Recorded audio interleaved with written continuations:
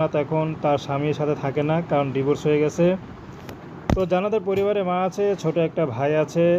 তো জান্নাতের মা এমনিই হতদরিদ্র, গরিব, কোনো তার বাবা নেই, তার বাবা যে সংসার চালাবে সেই অবস্থা নাই। তো জান্নাত এখন ইউটিউবে এসেছেন, যদি ভালো একজন মানুষ পায় তাহলে বিয়ে শাদী করবেন। কারণ জান্নাত টাকা পয়সা চায় না, জান্নাত চায় ঘর সংসার করতে, যার সাথে চিরজীবন ঘর সংসার করে একসাথে থাকতে পারবে তেমন একজন মানুষ যদি বিবাহিত হয় সমস্যা নেই।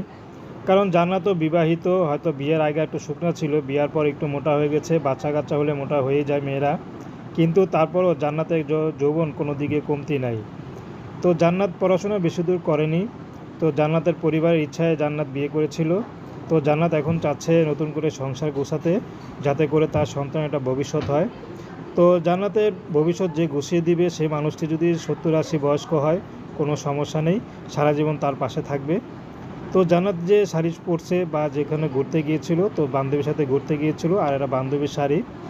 তো জান্নাত যদি লেখাপড়া করতো তাহলে হয়তো ভালো এক জায়গায় বিয়ে হতো, ভালো পরিবারে বিয়ে হতো, কিন্তু সেই অবস্থা তো নাই।